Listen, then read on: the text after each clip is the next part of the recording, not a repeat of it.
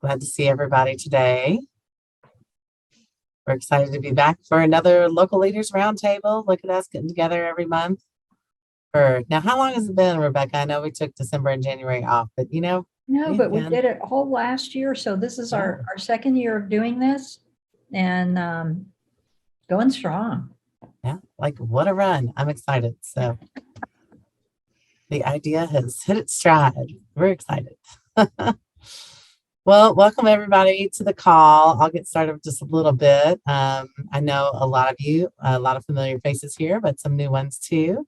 So just a little bit about what these calls are and who AMIBA is. We're the American Independent Business Alliance and a member-supported organization.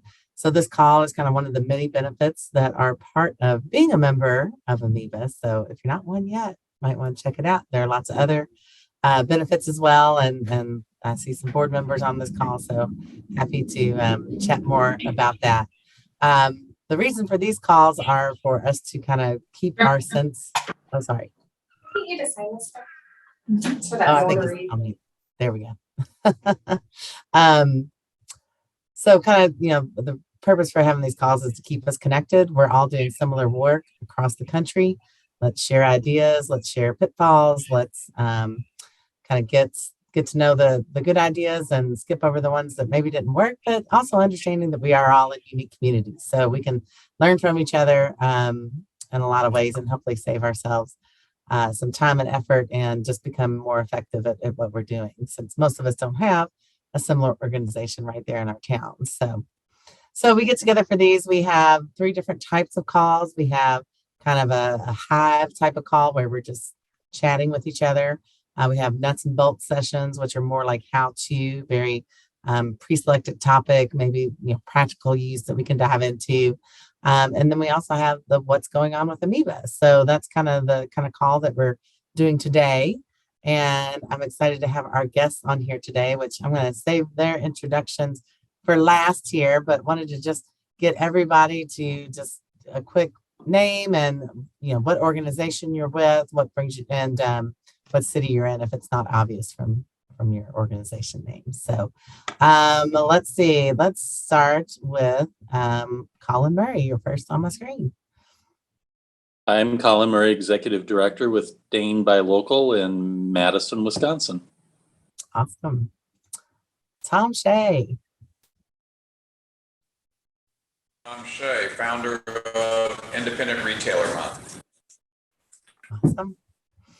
Glad to have you, Natalie Martin. Hi, my name's Natalie Martin. I'm the new program and membership coordinator with Local First in Durango, Colorado. Awesome. Nice to meet you. Kathleen Burke. Hey, Kathleen. I'm the Director of Engagement with People First Academy in Michigan. Awesome. Mikey, I'm sorry if I'm not pronouncing your name correctly. That's okay. I normally put it phonetically in my little title, but I haven't managed to do that yet. Oh. Hi, Mika, and I work actually with Kathleen at People First Economy in Michigan. Awesome. Well, welcome to the call. Thank you. Very cool. Carol Adams. Hi, I'm with Positively Haywood in Western North Carolina. Awesome. Thanks for coming. Let's see, Harry Hamilton. Good morning, everyone. Harry Hamilton. I actually work for the City of Oakland Economic and Workforce Development Department and lead on the Think Oakland First campaign. Awesome. Kelsey Doom. Hey, everybody. Can you hear me okay? Yes. Great. My mic has been a little bit fussy. I'm Kelsey Doom with the Brookings Chamber of Commerce in Brookings, South Dakota. And I'm going to go off camera so I can eat my lunch while I listen. Thanks. Gotcha. No worries. And Richard Braley. I'm with the Buy Local program here in Blanchester, Ohio. Yeah. Thanks for being on the call. Thanks. Let's see. Did I miss anybody before I turn it? I'm going to give it to Rebecca, who's then going to introduce Jen and Matt. I think that sounds good to you, Rebecca. Okay, I'm Rebecca Melanson, and I am a co-founder and director of policy and research at the Local Business Institute, but I'm also an AMIBA board member. And so happy to be here on that front and happy to do this with Jen. She and I have been doing this, like she said, for about a year and a half now. And it's been fun, and I think we're a good team. So we're going to keep moving forward with it.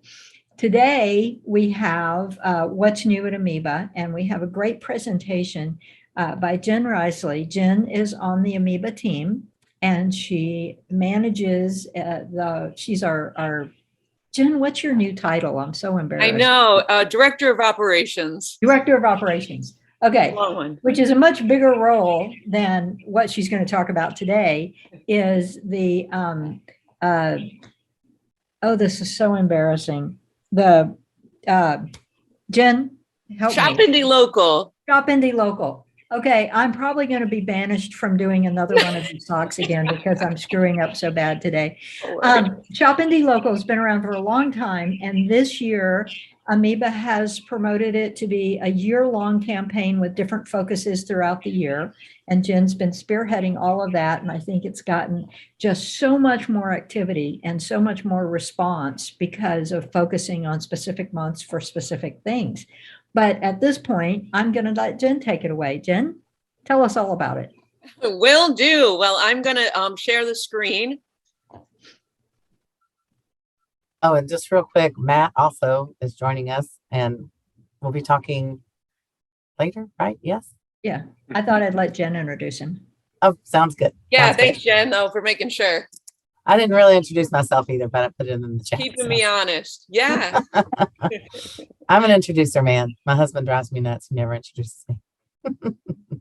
Great. So, hey, everybody. Hi. Thanks so much for joining us. I'm Jen Risley, American Independent Business Alliance Director of Operations, and I'm also the Shop Indy Local Coordinator. And as Rebecca already said, Shop Indy Local, as of last year, is now a year-round effort. So it's always easy to say, hey, this is going so great. Let's make it year-round. But then how do you actually make that happen and make sure it's working for everyone? So this presentation, we're really focusing on how does AMIBA track success when it comes to Shop Indy Local?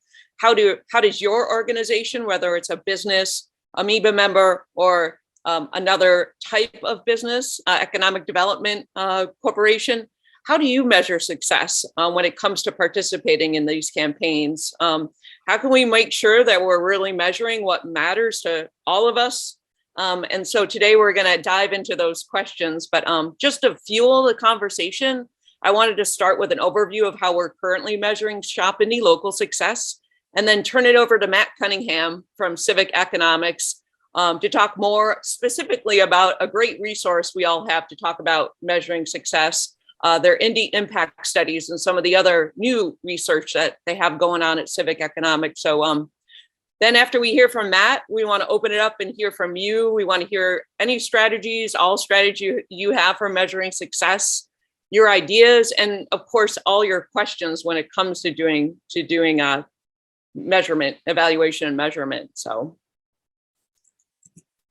what does Shop Indy Local success look like to AMIBA? So really, overall, even beyond Shop Indy Local, we envision a grassroots movement that supports locally owned and independent businesses of all types: retail, service providers, farmers, marketing people, and really all types in all regions of our nation. So we want leaders, those leaders at all levels, also to see sustainable entrepreneurship as the most essential part of our national economy, creating more jobs and serving community needs. So that's really our vision. And then, of course, AMIBA can't do that. We can't do that alone. So what part are we playing in reaching this vision? We want to bring all of you, all of our partners, all of our members, all of our future partners together to create and carry out innovative campaigns and initiatives that build stronger local, equitable, and inclusive economies. So really, we are about convening an alliance of local independent business alliances, but also independent businesses and all the other organizations and government entities that go into building a strong ecosystem. So in terms of distilling that into how are we measuring success for this year, and probably into next year as well, is we're working to glean the best campaign ideas that are out there.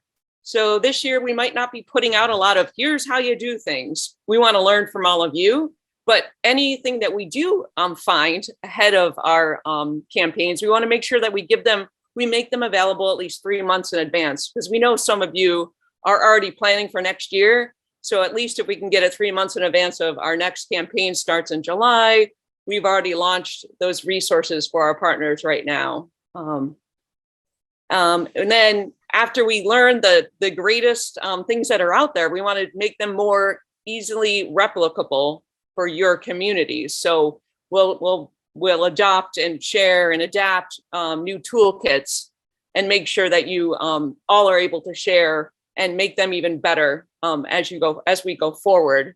And of course, we want to increase awareness and participation for more and more organizations, because the more of us who are participating in these campaigns, the more they're going to spread in our communities and beyond. So definitely power in numbers. And we want to empower all of you, our partners, to talk about the value of local independent businesses and how they are actually the ones who are building that strong, local, equitable, and inclusive economies. So we have a whole mess load of metrics that, I'll share if you're really interested, but it really is each campaign we're doing, we're collecting numbers that reflect engagement, how many of you as partners are sending out press releases, how many of you are sending out our weekly updates, so we know that we're sending you engaging material, not just e-blasts, but we're really helping you along the way to refine your campaigns and learn from each other. So that's the baseline metrics that we're collecting this year. So then next year and beyond, we'll be able to figure out, okay, if we try this, does that help with engagement? Does that help you spread the word and broadcast it in your community a little bit more than you did the year before? So really focusing, whoa, there we go. Focusing on that last objective and specifically focusing on strong local economies. I think one of the best tools we have for communicating the impacts of locally owned businesses in all of our communities is talking about the local multiplier effect. And a lot of those, the effect in different communities, how much of it is documented by Civic Economics with their Indy Impact series. So that's why I invited Matt to talk about the studies that they're doing. I feel like a lot of discussion came up 10, 15 years ago about these studies. And I was speaking to one of our steering committee members, and he was just like, oh my gosh, Civic Economics is still doing those studies? I was like, yeah, they're doing those studies and even more. So Matt Cunningham is a partner at Civic Economics, an economic analysis and strategic planning consultancy. And Matt, I'm handing the reins over to you to introduce yourself some more. And I'm going to stop sharing so you can start sharing yours. Okay, hold on. Let's see. Or I can hop back on and keep sharing. I think all right, that's cool. it. Does that work? Yeah, perfect.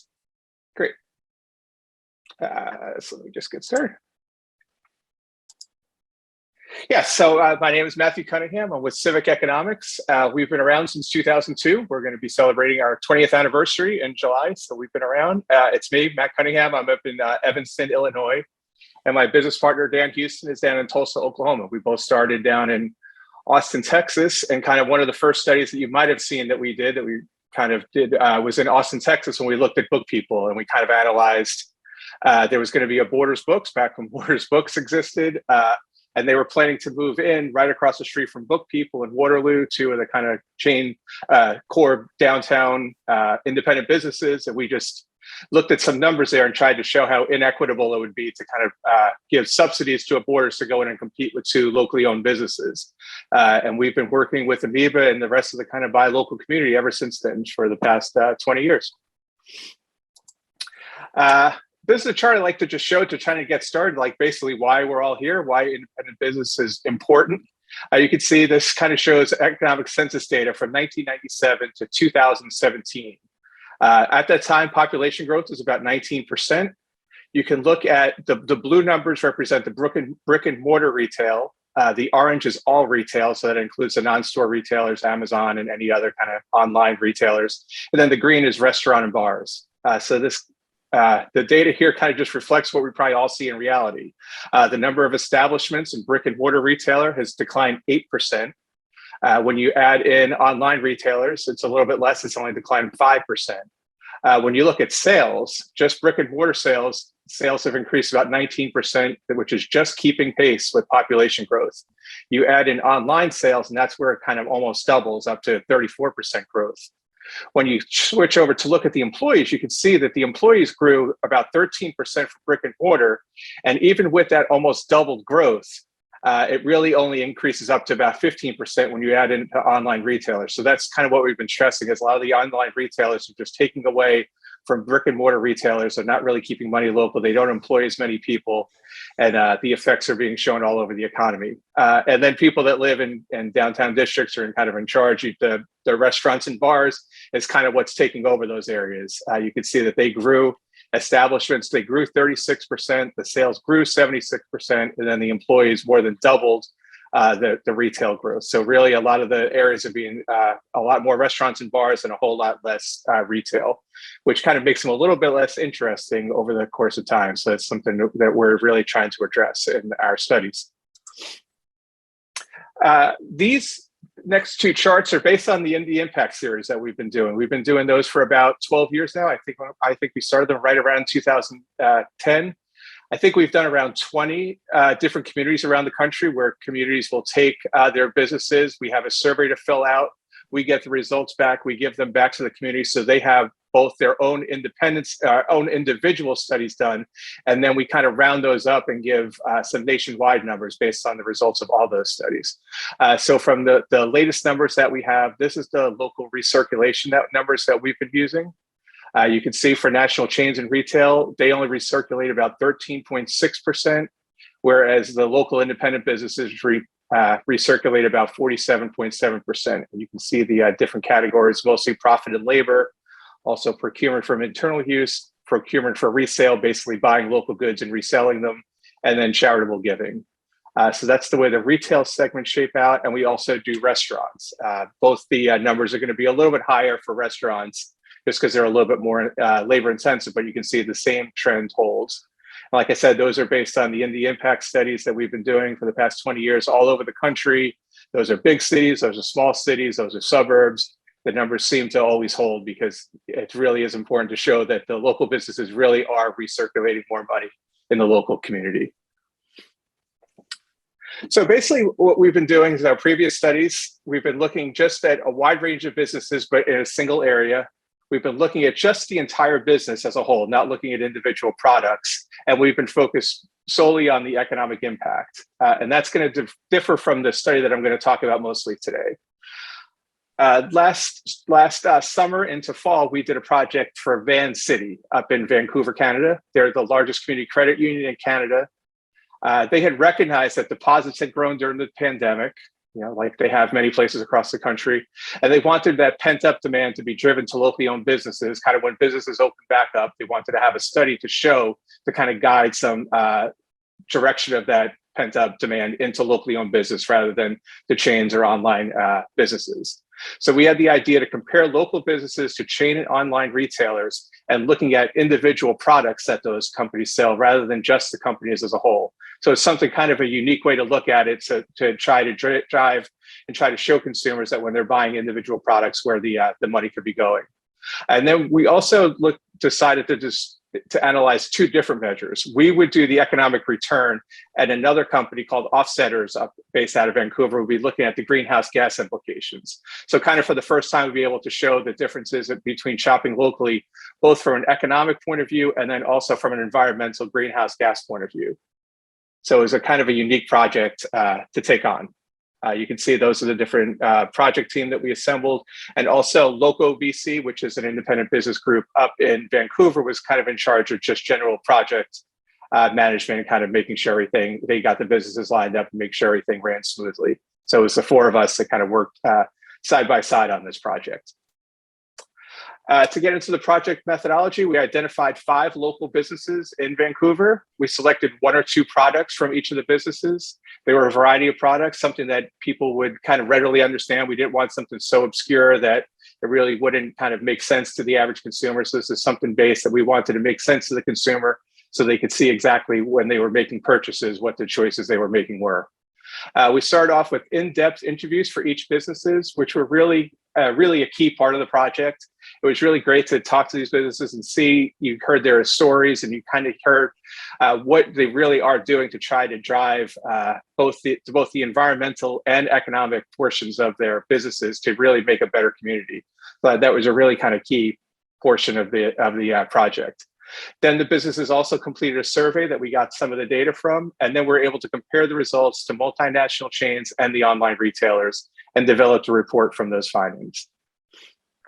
The participating businesses, we have Larry's Market. They were a vegan grocery store, and they had just opened up maybe 2 years before the pandemic. So they were just getting off the ground, but they were really successful. And we focused on Blueberries for that business. Bad Dog Bread was a bakery. They have their own billing, so they kind of are very labor intensive. And we focused on just their basic loaf of bread so that people can kind of compare that. Modus, which is a coffee roaster. We looked at their latte, which is a lot more milk than I would have ever thought that a coffee drink would have. It's mostly milk, just a little bit of coffee. So that kind of made the searching for that product a little bit more interesting than we thought it would be.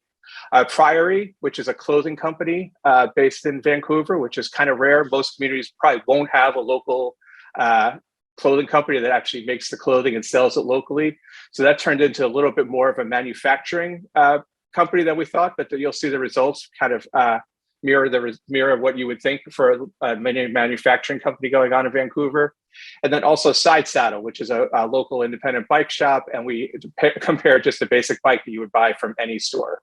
So those are the 5 companies that we went into to try and see what the impacts would be. When looking at the economic impact, I can speak to that because that's the part of the project that we did. There's basically 5 main components that we've been tracking ever since we did that first Book People analysis back in 2003, 2004. Basically, the profits of your locally owned ownership, your owners are going to live locally, they're going to invest locally, they're going to spend their money locally. Whereas when you're buying at a multinational, the chain is headquartered elsewhere, their shareholders are elsewhere. The money and the profits are just kind of diversified around the country rather than focused locally. Wages paid to local residents. The locally owned businesses are going to employ more people on a per dollar basis than a national chain would. That's generally why you're getting better service when you go to those stores and why we like shopping at them. We looked at the procurement of goods and services and local suppliers and producers, both for internal use. That's kind of like using local accountants, local computer programmers, local lawyers, anything that you're buying locally that you're kind of more consuming for your own company. And then we also look for resale, like in the case of Larry's shop, where we're looking at blueberries that are made locally and sold locally. So those are resold locally. And then also charitable giving to local nonprofit organizations. We know everyone in this meeting knows that the local businesses are doing a lot more in that realm than the multinationals do, especially when you're looking at a per dollar revenue basis. So those are kind of the 5 main aspects that we were looking at for the economic impact. For the greenhouse gas analysis, not something that we did for the project, but we worked with the company, so we could say basically what they were looking at. They were looking at the product type, whether you're using organic food versus a regular, just generally how it's grown food. So that makes a major impact. The energy consumption during manufacturing and the product use, they kind of went into the exact processes with the companies on how they're making their goods to try to break out the greenhouse gas, both for the local and the national chains. The materials used. The shipping distances, which obviously is a pretty big impact. So if you're buying something from far away, it's going to use a lot more greenhouses than obviously buying something local. The retailer waste minimization, which is a lot more important than I would have guessed going into the project. A lot of the local companies had ways of really limiting how much they're doing, like the Blueberry they come in reusable containers, so there's a lot less waste going on there than it would be with the national chain that's just kind of shipping them out already in their containers ready to go. product returns, whether they're resold, donated, or landfilled. Obviously, the local businesses are doing that a lot better than chains. And then one that factored a lot into the clothing, especially the clothing and the bike, I should say, are the product durability and anticipated lifespan. The products that are made better are going to last longer, and they're going to have less of a greenhouse gas rather than products that you have to replace every couple of years. So that's what the basic components that went into the greenhouse gas analysis part of the project. So we'll move into some of the results now, starting with the bike. The bike was unique because we compared a bike that was bought locally at the local shop as compared to one that was bought online. And obviously, when you're just buying something online, really all you're getting is the delivery. So we estimated that would be about 0.3% of the project, of the product would be staying local. Basically, the delivery guy dropping it off at your apartment or house, that would be the money step kept local. Whereas when we looked at the local part of the locally owned shop, about 31% of the payroll and profits are kept locally, as well as 5% of the purchasing and philanthropy. So basically, they're assembling the bike in the store, they're putting it together, they're selling it to you. They have a whole staff that's in the store working to get that product sold to you. And all that money is staying local. So you can see it's about a 123 times economic benefit and about 66% of greenhouse gas savings, mostly because the bike has to be shipped from, in the case we were looking at, from Quebec to your residence, rather than just buying it from the local shop that's in your city. So you can see, and I'll keep that slide up for a second so you can kind of see the where some of the greenhouse gas savings came from. But this is kind of the open and shut case. This is really the easiest one. Buying online really doesn't produce any local economic impact if the company isn't based locally. You're really just, like I said, just that delivery person coming to your door. The rest of the money is just leaving your community. So you can see when we looked at the bike as a whole, the local business recirculated about $37 out of $100 when you're buying the local bike from a local business. If you're buying from a multinational company with an imported bike, about $18 is kept locally. And then so that's if you're buying it from a local store, basically, like if you went into the equivalent of a Dick's Sporting Goods or something along those lines in Canada, you would be only keeping about $18 or about half the money locally. And like I said before, when you're buying it online, a really small portion is kept locally. We estimate about 30 cents for every $100. So that's really the most drastic case we'll see on the products as we move forward. The blueberries were interesting because the blueberries are not obviously in season all year round in Vancouver. So they are a store that only sells organic produce. So they will rather buy, when they can't buy their organic blueberries locally, they do buy them from abroad. I think in South America, those are brought in from. So that kind of created some unique situations we were going through the report. You'll see on the next slide. But overall, when you're looking at local blueberries from a local business compared to imported blueberries from a multinational, you can see it's about a 7 times economic impact and about a 27% savings from greenhouse gases. You can see the payroll and profits for the local firm are about 24% kept locally versus the multinationals is keeping about 11% locally. And the philanthropy and purchasing, mostly from purchasing those blueberries locally, 59% of the $100 is kept locally, whereas when you're purchasing from abroad, a very small percentage of that for the multinational is kept locally. And you can see how that breaks down in the next slide. So this is looking at like I said before, when you're buying the local blueberries from a local business, about 83% is kept locally. One of the interesting things we did here was look at when you're buying at a multinational like Whole Foods or any of the other locally owned or multinationally owned grocery stores.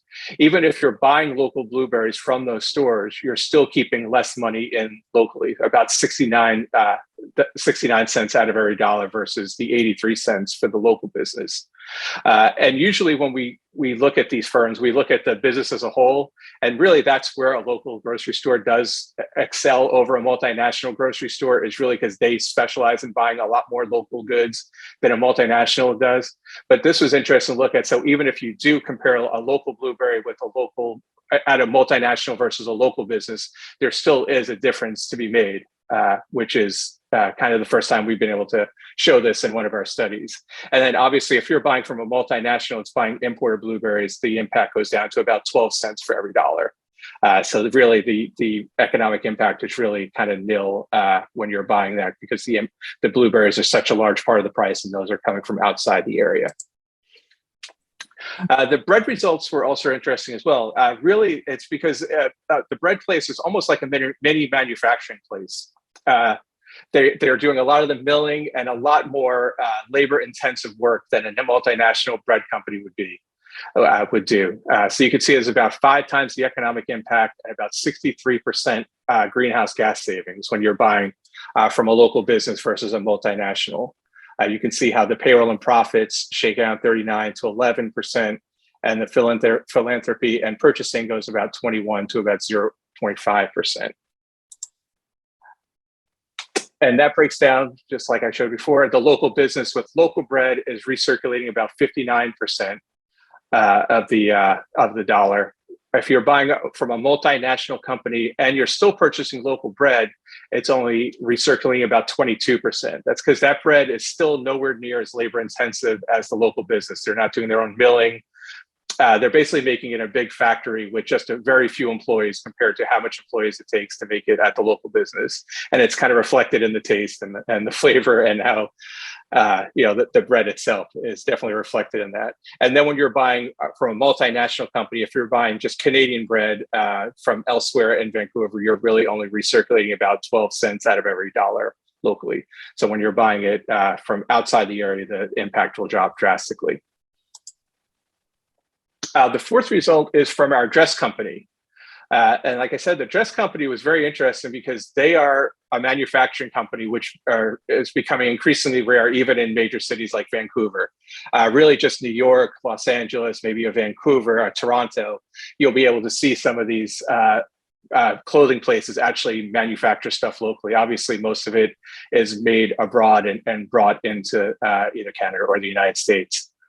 But you can really see the impact if we were able to bring some of this manufacturing locally, how much money can be kept local.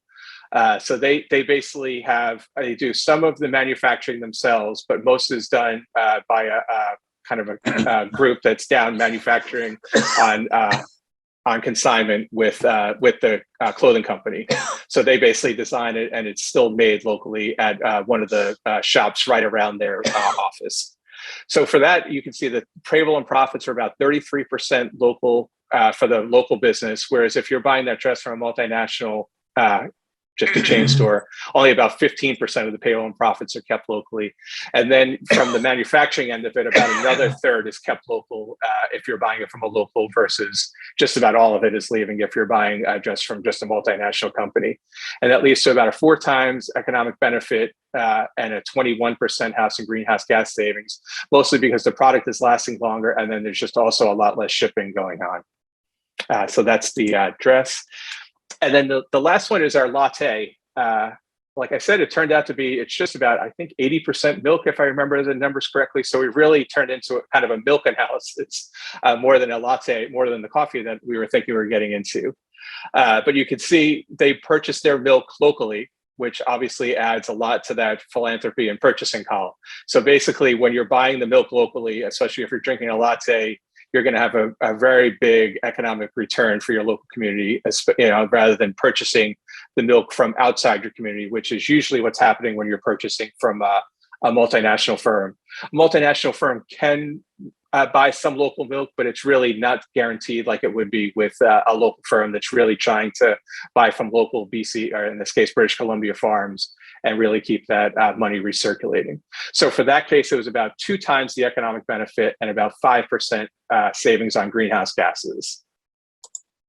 So those are the 5 products. So what can we learn? Obviously, buying local keeps more money in the local community. That's been the theme of our studies going back for the past 20 years. Every time we study this, we have the results in front of us. It always shows that more money is staying local when you buy local, which kind of just makes common sense when you stop to think about it. Then also, kind of for the first time in this study, we're showing that locally made products sold by locally based companies can reduce greenhouse gas emissions. So buying locally also has environmental considerations as well. Buying from a purely online company provides virtually no local economic impact. So when you're buying from Amazon or virtually any other online shop that doesn't have a presence in your community, really that money is just leaving the community with very little return. And just from doing the interviews, we can see that many of the locally owned businesses really are consciously improving their economic environmental impacts, just from the way that they sell their goods to where they're doing their purchasing, to the people that are employing, the wages that they're paying. A lot more than a multinational would. A lot of these companies are really proud, and they should be, of the way that they're running their companies, and they're running successful companies, and they're also being able to be like I said, environmentally and economically responsible. So that was really kind of a key point for us to just hear that from the businesses and see what they're actually doing. And that's kind of reflected more in the actual study if you wanted to go back and read it for more detail. And then future projects that we have coming up. So we're always doing the Indy Impact series. We do seems like 1 or 2 per year for different communities. The last one we did was out in Cape Cod, Massachusetts. But we're also updating our prime numbers, our Amazon study series we've been doing since I think about 2015 or 2016. That'll be out shortly. That's sponsored by the American Booksellers Association.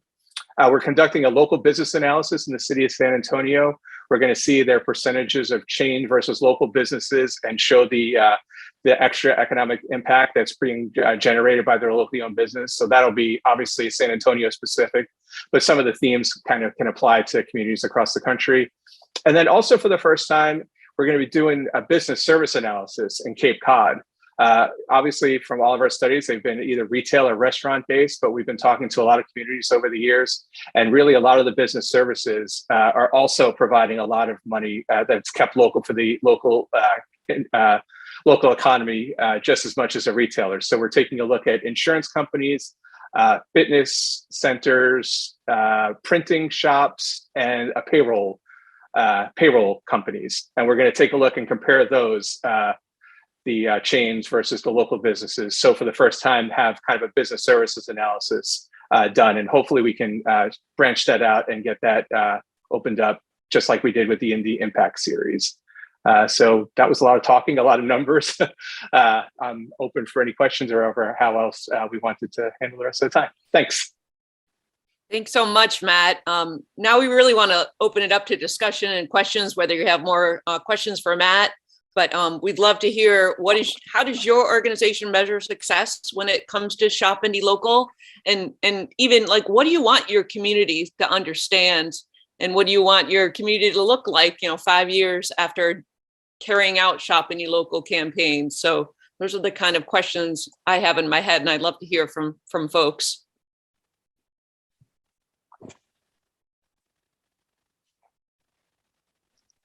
I just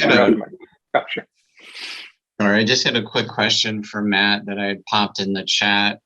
Do you think actually business structure of the local indie business would have further impacts on their contributions locally? So I'm thinking of bakery that is worker owned versus a sole proprietorship.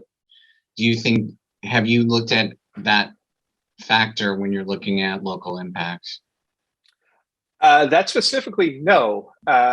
So that would just, it very well could. So basically you could see the 5 components. So labor is a big portion of that. And obviously if the profits. So as long as that stayed the same in our eyes, as long as, those kind of 2 track, they would be pretty similar.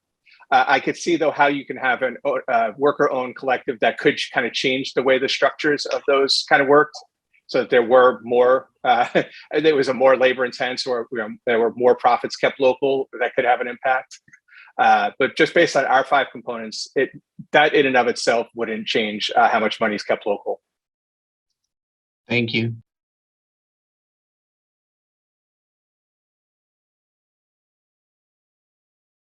I do see another question in the chat if you want me to take that. Do you take into consideration the program that major bike manufacturers offer of having the customer buy online and then the local dealer providing the delivery? They did talk about that. So some of the impact is kind of cut from that. But as long as they are assembling it local, there will be some economic impact. but not quite as much as the situation we dealt with. So that's kind of like the in-between, where you are buying it online, but you have it to the store assembled, would probably cut it about halfway from the bike manufacturer, the bike shop that we talked to. That did come up.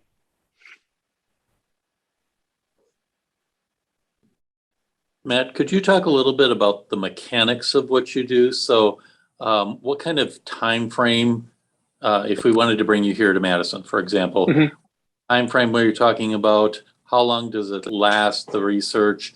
Sure. And if, ballpark, this is going to be a very broad number, but even costs, what are the ranges that we should be looking at? Sure. So the most basic thing we do is the Indy Impact Series. That's basically where it's the fee is $2,500 for that, and we give you. We basically develop a survey for ourselves internally. We pass along the link to the survey to the communities. They're responsible for getting people to fill out the survey. The bottleneck is the survey completion. If anybody's worked with us before, we never know how long it takes businesses to fill out the surveys. It's been everywhere from 2 weeks to the better part of a year sometimes, to try and get more surveys filled out. But generally about a month, maybe 6 weeks.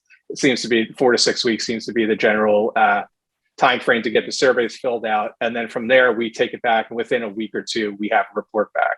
So that's our most basic analysis. Like for this project, the budget was obviously considerably more, especially since we had the underwriting of Van City. But basically we did the interviews, and it was maybe I would say a 2 to 3 month time period for these kind of larger, more in-depth analysis. And the budget could be anywhere from $10,000 to, American Express paid us. We did a study for American Express that had, quite a larger budget. But we kind of work with communities to kind of see what the budget is, what the work is, and kind of try to get both of us on the same page that this is the work we can do for the price you have, and make sure kind of both are satisfied moving forward. So for the Indy Impact Survey, how many surveys do you like to have to make it? At least 10 is what we say. And we've had, upwards of 40 or 50 is the kind of the most, I think, Salt Lake City and some of the other bigger communities. And then some of the smaller places kind of struggle to get to that 10, we try to get at least 10 to 20 in there. So we have kind of a broad range of businesses. Thank you. John is being very patient. You had your hand up and I didn't see it. So you go ahead and ask your question. Thank you. And first of all, thank you for the opportunity to join this call. I'm joining you from Toronto, Canada. I'm the executive director of the Toronto Association of BIAs. You may call them BIDs out there. We sort of all know that the BIA idea started in Toronto in 1970, but notwithstanding the plug, I look after 85 BIAs in the city of Toronto, some 90,000 businesses and property owners.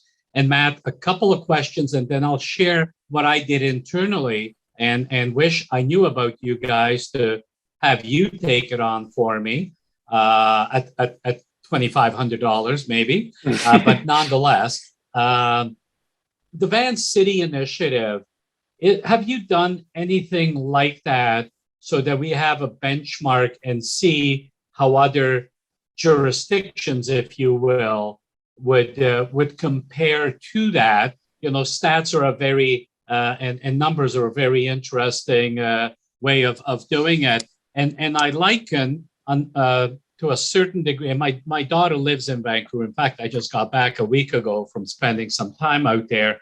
But Vancouver seems to be a very different city.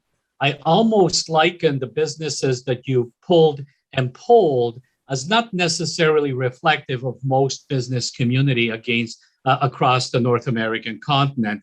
I view Vancouver like, organics. When you go to a supermarket and you buy organic goods, and it's all good and well when the economy is good and you can afford to buy the organic lattes and some of the stuff. But when the economy shrinks, etc., people sometimes have a tendency to forego the organics, and unfortunately, we have to sort of pivot back to GMO type foods, etc. So I'm just wondering whether those numbers are simply single moment of time components, and how does that compare to a more with I don't know, more traditional local economy, if I can refer it to as such, and if Sure. that makes sense to you? Sure. So obviously, these specific results were for these specific products and these specific companies. I would say that, and just generally speaking, so whether you were buying organic blueberries or just non-organic blueberries, I would say if you're buying it locally, it still would be reflected in those prices. So if you were buying blueberries from outside, say Vancouver, versus blueberries inside, whether they were organic or not, those trends would still hold. So it has more to do with where you're buying and how those products are made and how they're coming in, rather than being organic or expensive or not expensive. So it really, but it is hard to find a lot of those products made locally. Like the clothing definitely was something that not very many people, you're not going to find very many, and the clothes were on the pricier end as well. I don't think the average person was probably buying clothes that is made from a company like Priory. So the clothing was reflective of the price, the quality and the price were kind of reflective of one another. But I would still say that generally the trends would hold. If you had the processes and you were focusing on keeping the money local, you were buying from, a local, like the milk. If you were buying your local milk, whether it's organic milk or not organic milk, that the trends would still hold. So it's really on what you're doing to kind of focus the money staying locally rather than what the actual products are. So, I don't know if that answered your question, but broadly, the way you're approaching it, it matters more than the products themselves. Thanks. Fair enough. And if I can take a minute and explain what we've been doing out here in Toronto, we, as in response to municipality and us as an umbrella organization to assist our hospitality sector, the restaurant specifically, and if anybody followed COVID, Toronto was one of the heaviest lockdown areas in the world. We were locked down in our sector, the hospitality sector, more than any jurisdiction in the world. So when we were able to finally make some pivots out into the outside, and specifically cafes, what we call Cafe TO, we knew that the city took it on as a part of a recovery. But we also anticipated, I anticipated that the city wouldn't have a long-term plan for that initiative. Maybe they were just looking at it for the short term. So in order to show the economic impact that this Cafe TO program had in place, what I ended up doing, and the second year of the Cafe TO program, we had about 1,100 restaurants that actually participated in a cafe program. The first thing I did was arranged with 30, I was going for 50, but I had to settle at 30 restaurateurs, cafe operators, on a weekly basis on Monday, we asked them to fill out a questionnaire sheet. It was consistent over the 12 weeks of the program that was in place, including sales numbers or a range of sales numbers. We got them to answer how many staff they brought on to service the patio, how many people they served, and how many people they turned away, a number of lists like that. And every week we collected that information and assembled that in raw numbers. At the end of the program, and I was able to use this data to speak to council, who for the third year, which is just coming up in a week when they're finally going to launch the Cafe TO program for the third year at no cost to the businesses. We had some councillors that were talking about, it's a $6 million initiative to do all this, to do the road closures, etc. I was able to use that data that I collected from those 30 cafes to show the economic impact of about $123 million to the local economy, and not just the transaction of the restaurant, but also the suppliers to the restaurants, the cutlery, the supplies, the beer sales, and all that sort of stuff. So, that $6 million that the city was worrying about in terms of investing to keep this going was well offset with the economic impact. And like I said, we've got a third year of the program. And in fact, the council has committed to a permanent cafe TO program. And we're not only talking on sidewalks, we're also talking on curb lanes where they will forego some of the parking where these cafes are in certain areas to accommodate this. So, but I did all the heavy lifting on that because I was the one that was out there. Would have been brilliant to have somebody like you guys to, not only help build out the questions that were relevant, but also to tell the story. I find when you get analytics, when you get data into place, etc., it's great to have all this information, but certainly from our organizational structure, I find it most helpful for somebody that's in the business to tell the story. So thanks for telling the Van City survey story out of Vancouver. And I'd love to sit down and chat because there's a heck of a lot more opportunities that could be done if you clearly work in Canada. So maybe we'll get you to come a little further east. Great, thanks. Yeah, and that's just what we've been trying to do the whole time. It's just when you put the data side by side and try to show your numbers, they speak, sometimes a lot more important than the story. Because a lot of people, especially when we first got started in this, there was always like, we like shopping locally, but now that we put some numbers behind it, and then when you combine them both, when you combine the story and the numbers, I think that's when you kind of get your full story to be able to be told. Yeah, no, fair enough. Thanks, guys. Sorry about that. Harry asked if you had a link to your study, John. Yeah, Jen, can you provide me with your info and you can share it, etc.? I'm actually, Absolutely. as you I'm not in my office, and my capacity is not all that good, and I'd be happy to follow up at a later date soon. I mean, hopefully by the end of the day, and happy to share that. That would be wonderful. And I'll definitely follow up with everybody who was on the call. And I'm going to kind of pick on Kathleen, and you can pass, but we just finished up our Move Your Money, Bank Local, Invest Local month. And I know that you're still working on looking at the metrics of what you discovered. So I'd love to hear a little bit about what you collected and what you'd like to do more of in the future. Oh yeah, we are absolutely still working on putting together some of our reports. So I know a survey just circulated for folks who are participating and wanting to provide some valuable feedback for what that looked like in our community.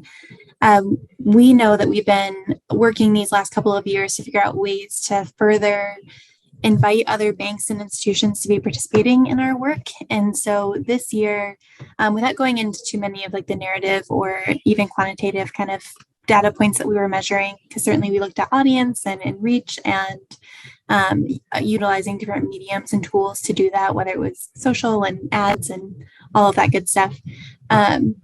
We've been looking at introducing a habit series for our two kind of core campaigns, the kind of Bank Local concept and our Eat Local concept, where we have an active month-long campaign timeframe. And then each month we provide more ongoing habits to continue moving that work throughout the year. And so the report that we're pulling together right now is really looking at how do we combine what has happened within our month-long campaign and these kind of monthly touch points that we want to have ongoing within our Move Your Money campaign to demonstrate to our partners and stakeholders what's already transpired and the work that will continue throughout the year as we have those habits and touch points.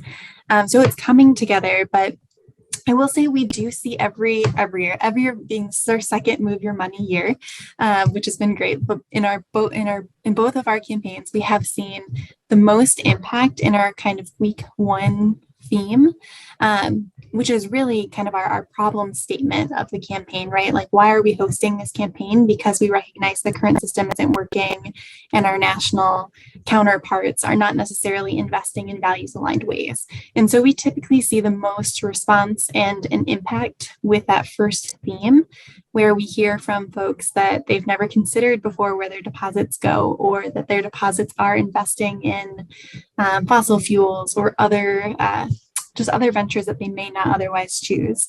And so kind of that problem statement is where we see the most engagement.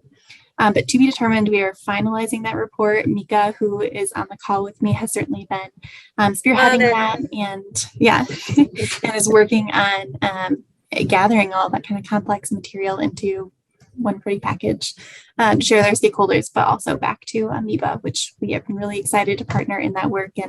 And Jen, just kind of putting you also back on the spot too. We're so grateful to have AMIBA support and joining us in some of our local reach through radio and sharing out our content and providing really great content in those newsletters for us to share back to our current stakeholders. So we have seen lots of value in sharing with our sponsors what's happening at the national level, and that this is making a local impact, but is tied back to national best practices with our IBA group. So that's been really supportive. I want to circle back to Kathleen to one of the questions you had in the chat about the quarterly surveys. We were talking about that actually before we opened up the thing, but I know we're getting short on time too. So Jen, did you want to say anything? And then Rebecca and I can kind of update a little bit on those quarterly number surveys for measuring overall IBA effectiveness. Yeah, I definitely will follow up with everybody. I know there's never enough time to hear from everyone, but I know that Matt shared with me a little one-page flyer about doing an Indy independent local study in your community and how much it would cost. So I'll circulate that. Also know that we invited Matt to our next webinar, which is about Independence Month. And so Matt and also Tom Shea will be there to talk about, what we could do or what they currently do around the month of July to get more people to think about entrepreneurship and all types of businesses, whether they're retail or service providers, and what we're all doing to get ready for July. It really will be an opportunity to swap ideas and plans. So definitely, I hope you can join us for that one as well. And also I'll be back in touch or want to hear more from you about what kind of frameworks we might be able to use to measure success that will help us all move forward. So thanks, Jen.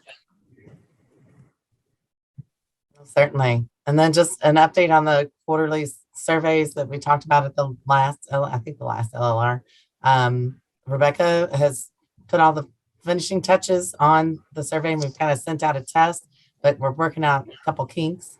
Was Kathleen on that list, I would assume, or I'm guessing maybe? I need to go look, and Kathleen, I will check your email. What we did is we pulled the email contacts from the AMIBA membership. So if your email is the contact email on the membership, then you should have gotten an email from us with a link to the survey.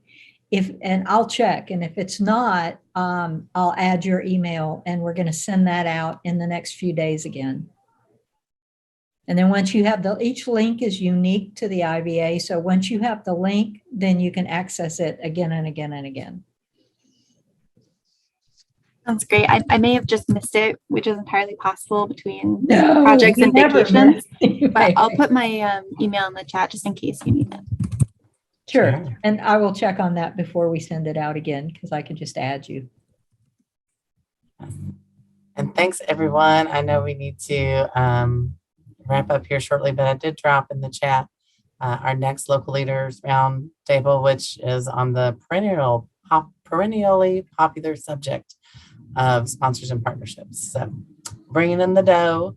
So that will be, I think, a local Hive type of situation. So we'll all be contributing to that. We'll have a couple, three people prepared with some examples and things like that, and then looking to hear from everybody at the same time so we can pick each other's brains, all that good stuff. So want to thank again Jen Risley for all of that you do, and just like coordinating these campaigns it's an incredible thing for us to be able to tap into. And thank you, Matt, as well, for being on the call and all of the numbers. So yes, they do make a difference. They, like you said, the story and the numbers behind it, the two together are very powerful. So thanks, everyone, for your time. And Rebecca will be, I believe, posting a blog about this shortly. And we'll have the video from today up on the AMIBA website. And we'll have a blog that's just a review of the kind of things we talked about in a little bit, and that'll be up on the website sometime on Monday. Awesome. Well, thank you all so much. Really appreciate it. Have a great rest of your day. Thank you. Well, thank you. Bye-bye.